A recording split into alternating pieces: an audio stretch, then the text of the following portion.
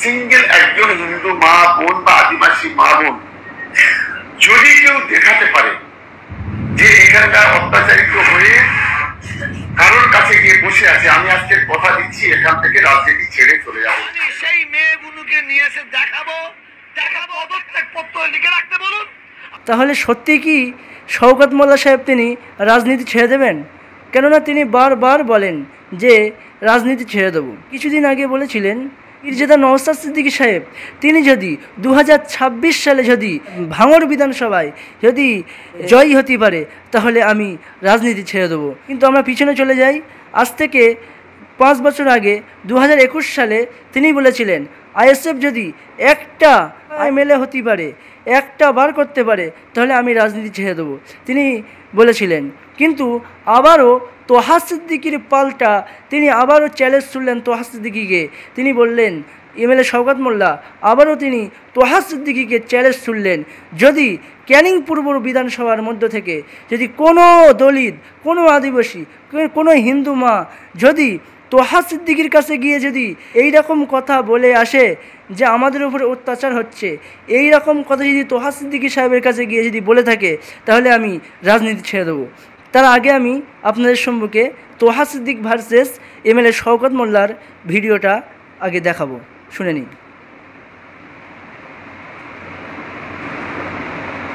যদি ক্যানিং পূর্ব থেকে একজন সিঙ্গেল একজন হিন্দু মা বোন বা আদিবাসী মা বোন যদি কেউ দেখাতে পারে যে এখানকার অত্যাচারিত হয়ে কারোর কাছে গিয়ে বসে আছে, আমি আজকে কথা দিচ্ছি এখান থেকে রাজনীতি ছেড়ে চলে যাবো।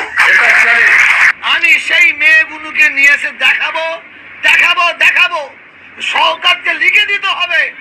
তাতে ওরা খুন করবে না তো, ও খুন করবে না তো, তাদের মার্ডার করে দেবে না তো, ও কাউকে দিয়ে মার্ডার করে দেবে না তো। আর ওকে পদত্যাগ পত্র লিখে রাখতে হবে, যেদিন বলবে সেই দিনই দেখাবো। ওকে পদত্যাগ পত্র লিখে রাখতে বলুন, আর ওকে লিখে দিতে বলুন ও তাদের খুন করবে না, তাদের মার্ডার করবে না। কারণ ভয় আছে, আমি তাদের নিয়ে এসে দেখাবার পরে হয়তো তাদের মার্ডার করে দিতে পারে, তাদের খুন করে দিতে পারে। কারণ এটা আমি বলছি না, তারা বলছে। দর্শক শুনলেন, দুজনার চ্যালেঞ্জ ছড়াছড়ি হলো। একদিকে শওকত মোল্লা সাহেব তিনি বললেন যদি ক্যানিং পূর্বের কোনো মানুষকে দেখাতে পারে যে তোহা সিদ্দিকী সাহেবের কাছে গিয়ে এই রকম অভিযোগ তুলেছে যে আমার উপরে অত্যাচার হয়েছে, তাহলে আমি প্রকাশ্য রাজনীতি ছেড়ে দেবো। তোহা সিদ্দিকী আবার পাল্টা তারা আবার চ্যালেঞ্জ ছুড়লেন, যারা অভিযোগ তুলেছে তাদেরকে দেখাবে, শওকত মোল্লাকে লিখে দিতে হবে। যদি লিখে দিতে হবে যে তাদের প্রতি আবার অত্যাচার করবে না। যদি লিখে দিতে পারে তাহলে তাদেরকে দেখাবে। আপনাদের সম্পর্কে একটি ভিডিও দেখাবো।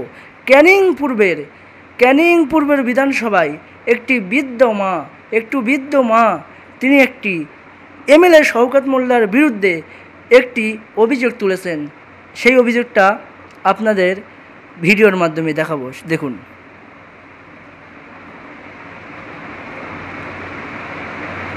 আমাদের ঘর দর ভেঙে চুরে সব গরিব কালকে ঘর দর ভেঙে চুরে সব শওকত মোল্লা আমাদের একটা ভাষ্য বড় লোক ছিল, তার ঘর দর ভেঙে গরু বাছুর যা ধান চাইতে সব নিয়ে চলে গেছে।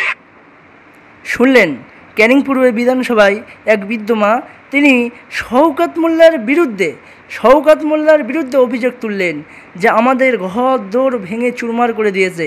একটা বৃদ্ধ মা তিনি অভিযোগ তুলেছেন। তো হতেই পারে পীরজাদা তোহা সিদ্দিকী সাহেবের কাছে গিয়ে অভিযোগ তুলতেই পারে। যদি তোহা সিদ্দিকীর চ্যালেঞ্জ এমএলএ শওকত মোল্লা গ্রহণ করেন, তাহলে আমি 100% বিশ্বাসী যে তোহা সিদ্দিকী সাহেব তিনি জিতে যাবে, এমএলএ শওকত মোল্লা সাহেব তিনি হেরে যাবে। কিন্তু শওকত মোল্লা সাহেব তিনি রাজনীতি ছাড়তে পারবে না। কেন 2021 সালে তিনি বলেছিলেন আইএসএফ যদি একটা সিট পায় তাহলে আমি রাজনীতি ছেড়ে চলে যাব, কিন্তু রাজনীতি ছেড়ে চলে যাব, আমার সার্টিফিকেট আমি ছিঁড়ে দেবো এবং আমার সার্টিফিকেট দিয়ে দেবো, তিনি 2021 সালে বলেছিলেন। কোন মানুষটা জানে না যে শওকত মোল্লা সাহেব তিনি ক্যানিংয়ে কীভাবে রাজ করছেন, কীভাবে মানুষের প্রতি অত্যাচার করছেন। প্রতিটা মানুষ জানেন যে শওকত মোল্লা একটা ক্রিমিনাল, শওকত মোল্লা একটা অত্যাচারী ব্যক্তি, মানুষের উপরে জুলুম করে। প্রতিটা মানুষ জানেন শওকত মোল্লা যতটা যতটা অঙ্গীকার করেছেন প্রত্যেক অঙ্গীকারকে তিনি ভঙ্গ করেছেন, প্রত্যেক অঙ্গীকার তিনি ভঙ্গ করেছেন। তিনি মানুষের কথা দিয়ে কথা রাখতে পারে না, প্রতি কথায় তিনি ভঙ্গি করেছেন। তোহা সিদ্দিকীকে তিনি পাল্টা চ্যালেঞ্জ ছুড়লেন যে তোহা সিদ্দিকীর কাছে যদি কোনো মহিলা বা কোনো আদিবাসী হিন্দু যদি এইরকম গিয়ে যদি অভিযোগ তোলে তাহলে আমি রাজনীতি ছেড়ে দেবো। দর্শক, এই যে মাটা, এই যে বৃদ্ধ মাটা, এই তো শওকত মোল্লা সাহেবের ওপরে যে অভিযোগটা তুলেছেন, এই মাঠ থেকেই বোঝা যাচ্ছে ক্যানিং পূর্বের মানুষেরা খুব অস্বস্তিতে আছে, খুব কষ্টের মধ্যে আছে। আমারও কিছু বন্ধুবান্ধব আছে ওখানে, তারাও বলে ভাই খুব আমরা অসুস্থর মধ্যে আছি। বলে শওকত মোল্লার জায়গায় যদি তৃণমূলের অন্য এমএলএ এখানে দাঁড়াতো তাহলে আমরা খুব শান্তিতে থাকতে পারতাম। যে শওকত মোল্লা সাহেব যেভাবে ক্যানিং পূর্বে অত্যাচার করছে মানুষের উপরে, মানুষ শুধু মিডিয়ার সামনে বলতে পারছে না, যদি বলে ফের অত্যাচার করবে, যদি বলে ফের তার উপরে জুলুম করবে, সেই জন্য মানুষ মিডিয়ার সামনে বলতে পারছে না। কিন্তু এ কথাই সঠিক, ক্যানিং পূর্বের মানুষেরা খুব কষ্টই আছে, খুব অস্বস্তির মধ্যে আছে। দর্শক, আপনারা কি বলতে চান যে শওকত মোল্লা সাহেব ক্যানিং পূর্বের মানুষের উপরে, ক্যানিং পূর্বের মানুষদের যেভাবে অত্যাচার করছে, যেভাবে তাদের উপরে জুলুম করছে, যেভাবে তাদের কোলঠাসা করে রেখেছেন, এ বিষয়ে দর্শক আপনাদের মতামত কি? আপনারা কি বলতে চাচ্ছেন কমেন্টে জানাবেন।